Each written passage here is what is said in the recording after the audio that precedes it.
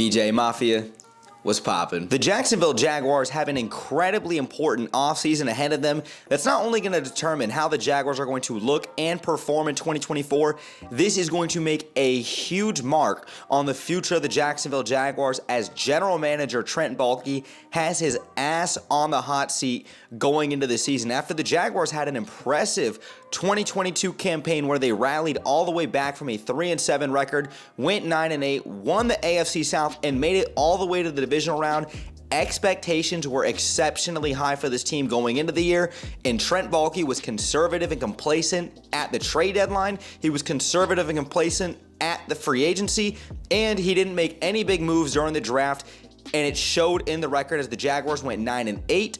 The Jaguars missed out on the postseason, and now they have higher expectations going into the season after what had faltered in 2023. And the Jaguars have big personnel decisions to make when it comes to guys like potentially Trevor Lawrence maybe getting a contract extension this offseason. Will the Jaguars retain Josh Allen? And if they do, how are they going to do it? But one big name that the Jaguars have to continue to monitor is going to be with wide receiver Calvin Ridley, who did not play in a game since October 24th, 2021. He had essentially a year and a half off of football, and he comes back in his first season in Jacksonville and puts together a 1,000-yard campaign. Now that he's an unrestricted free agent, it brings up the question, should the Jaguars let Calvin Ridley walk, or should they re-sign him this offseason? And that's what we're here to talk about today. Now, if you go back to December of 2023, Calvin Ridley just turned 29 years of age. He was in the last year of his contract, and the Jaguars have a big decision to make with paying him or letting him walk this offseason. And Calvin Ridley had essentially a year and a half off of football, and in his first season in Jacksonville, he put together quietly a very good season. Now, maybe it wasn't the season that everyone expected, including myself, where we expected an all-pro level type of season out of Calvin Ridley, but nonetheless, he put together a good year, and let's actually talk about what he did in 2023. According to PFF, Ridley this past season, 132 targets, which was 15th among all wide receivers, 76 receptions, which was 23rd. He had over 1,000 yards this season, 1,016, which ranked 24th among all NFL wide receivers. He did have 8 reception touchdowns, which was tied for 7th, but he also had 7 drops this season, which was a reoccurring issue with him this season, tied for 5th worst among all NFL wide receivers in his first season in Jacksonville. Now let's kind of go back briefly to Calvin Ridley and how he kind of got his season started, because he got the ball rolling early on, but he still had his early season struggles. If you go back to week 1, when the Jaguars had an impressive week 1 victory at Lucas Oil Stadium over the Indianapolis Colts, Calvin Ridley got off to an exceptional start. 8 receptions, 101 yards, and 1 touchdown in his Jaguars debut. Now you follow that up with weeks 2 and 3 versus Kansas City, versus Houston, 2 games that the Jaguars dropped. Calvin Ridley had struggled mightily in those games. Calvin Ridley in weeks 2 and 3 was targeted 14 times. He had only 5 catches for 72 yards, and you chipped in 4 drops, 2 versus Kansas City, 2 versus Houston. You saw him really trying to get that rust off from those early season struggles, and he struggled mightily in those 2 weeks. Now, Calvin Ridley was able to get back kind of on track in London in week 5 in a Jaguars big-time win over the Buffalo Bills. He recorded 7 receptions for 122 yards, and he had the game-sealing catch when Trevor Lawrence threw that beautiful fade route to him when he was lined up in the slot and he had a safety lined up on him. Calvin Ridley asserted his dominance in that game. And there were a handful of other games that really stood out to me about Calvin Ridley this season where you saw the promise and you saw the potential really come into fruition. You go to weeks 11 and 12 where he put together 2 incredible weeks back-to-back versus Tennessee and at Houston, both big divisional wins for the Jaguars. Calvin Ridley in those games was sensational. He was targeted a total of 15 times, had 12 catches for 192 yards, 3 touchdowns, and he posted a perfect passer rating of 158.3 and then 153.9. The perfect passer rating of a 158.3 was the second time he had done that this season. He had done it earlier in the season versus his former team in the Atlanta Falcons. And I will give Calvin Ridley the benefit of the doubt when it comes to this. Guys like Zay Jones, who only appeared in 9 games, Christian Kirk only appeared in 12 games, and the Jaguars obviously had their other offensive issues throughout the season. When you have other guys banged up, especially at the wide receiver position, that is going to divert a lot more of the defensive game plan towards Calvin Ridley, and you can see at times he could get blanketed even when it wasn't his fault. Maybe Press Taylor didn't have the game plan going towards your best wide receiver at times, and obviously that is always going to affect him at the very end of the day, and that's just something I want to give him the benefit of the doubt with for context. Now, when we talk about Calvin Ridley potentially getting paid this offseason, listen to general manager Trent Baalke's comments about Calvin Ridley in his postseason presser just last week, and I quote from Trent Baalke, "Calvin did some awfully good things," Baalke said.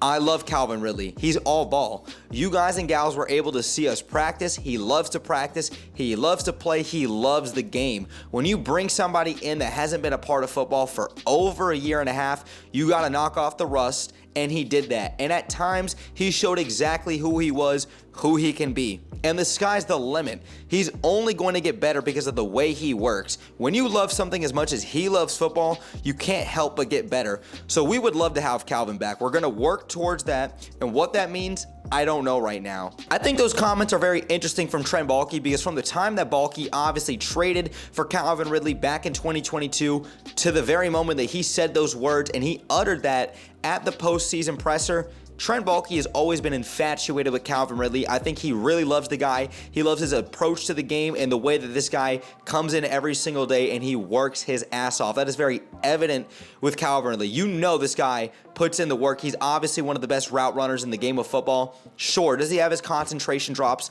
A lot of that had to probably do with the rust, some of that having to do with the game plan calling, etc. There are so many factors that go into all of this.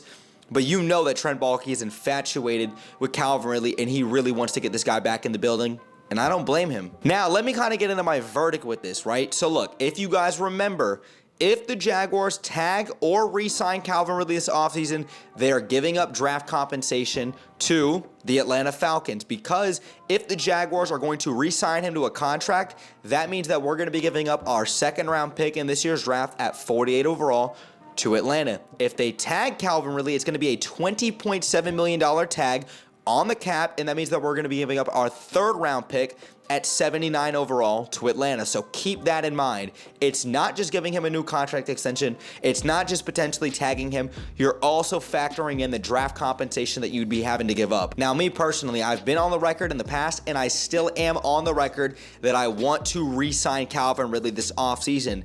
I am pushing all of my chips to the middle of the table, and I am banking that if we get Calvin Ridley back in this building, he is going to be superb. Superb coming back to the football field. Another year of chemistry and continuity and timely rhythm with our franchise quarterback, and he's going to knock that rust completely off, and you're going to see why he was a former All-Pro back in 2020 and why he put together a 1,000-yard season and his first season back in football. Where I stand with Calvin Ridley in a contract extension, I'm thinking somewhere about 3 years, $50 to $55 million. Let's just call it 53. A 3-year, $53 million contract extension, about $40 million of that guaranteed, and that's going to put him somewhere around the Tyler Lockett $17 million a year to Christian Kirk $18 million a year contract type of money. And that was the mindset with a guy like Evan Ingram, a guy who banked on himself in a 1-year deal back in 2022. He put together a career-high season. Trent Baalke and the Jaguars rewarded him, and now he just had a historical tight end season. Christian Kirk never eclipsed 1,000 yards in a season in Arizona, but what can you do for me moving forward? Hey, here's a 4-year, $72 million contract, Christian Kirk, and it has paid off. Same thing with Zay Jones. It's going to be the same conversation with Calvin Ridley. There is no doubt in my mind that if he is retained, he's going to put together a phenomenal 2024 campaign. And if you are going to let Calvin Ridley walk, you have to be of the mindset that the Jaguars are going to have to target a receiver in the first 3 rounds of this upcoming year's draft. Let Calvin Ridley test out free agency, and you're going to have to do that because Zay Jones is going to be in the last year of his contract. The Jaguars re-signing him and giving him an extension after the season, I highly doubt it. You want to potentially get younger and cheaper with your wide receiver room. Christian Kirk has 2 more years left on his contract, even though he's as expensive. you would ideally like to get younger and cheaper with your wide receiver room if you can get the value. So if you look in the first round where the Jaguars are going to be selecting at 17 overall, there's two guys that would most likely be there at 17 overall if I had to project. A guy like Brian Thomas Jr. from LSU. You take a look at a guy like Troy Franklin from Oregon. Now you move into the second round in a deep wide receiver class. I think this is where you would get the value if you let Calvin Ridley walk. I don't know if Trent Baalke drafts a receiver in the first round. That's something that is foreign to him. I doubt that the Jaguars would draft the receiver in the first round. In the second round, like I said, this is where you can get the value. Keon Coleman from Florida State. Xavier Legette, he's a popular name from South Carolina. What about a guy like Jermaine Burton from Alabama? Maybe even Jalen Polk from Washington. There's some great value you can get there. Hell, even if you want to push it to the third round where the Jaguars could potentially still get a very quality receiver, talk about a guy like Ricky Pearsall from the University of Florida, Jalen McMillan from Washington, Johnny Wilson from Florida State. There's a lot of value that you can get in those second and third rounds to invest at the wide receiver position. If you're Trent Baalke in this Jaguars team, that's always an option. Just to really recap all of this, I am 1000% of the mindset, let's retain Calvin Ridley, even if we don't re-sign him. Like I said, a 3-year, $53 million deal, about $17 million annually, $40 million in guaranteed money.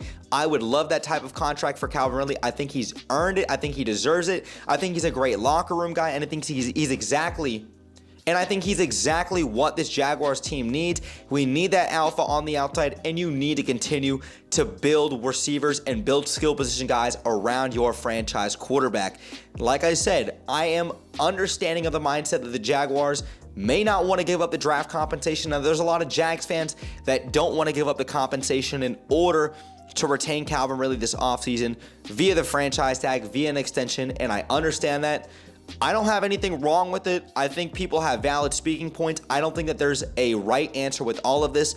I'm just personally a huge Calvin Ridley believer, and I believe he's going to put it together in 2024 and silence his doubters and critics. Jags fans, I want to hear your guys' thoughts in the comments down below. Do you guys think that we should re-sign Calvin Ridley, give him a franchise tag, or just let him walk out the door scotch-free this offseason? You got to have some kind of rationale, so I'd love to hear it in the comments down below. But Jags fans, if you guys enjoyed today's video, please go ahead and drop me a thumbs up. Hit the subscribe bell to stay tuned for more Jaguars content that I do here on YouTube. And make sure you guys also go ahead and follow me on my socials, especially on Twitter. I'm very active and I'm on there every single day. The link tree will be in the description down below so that you guys can go ahead and check that out. But Jags fans, thanks again for sticking around throughout the whole video. Brett James, aka BJ. I'm out, y'all. And like always, let's go Jags.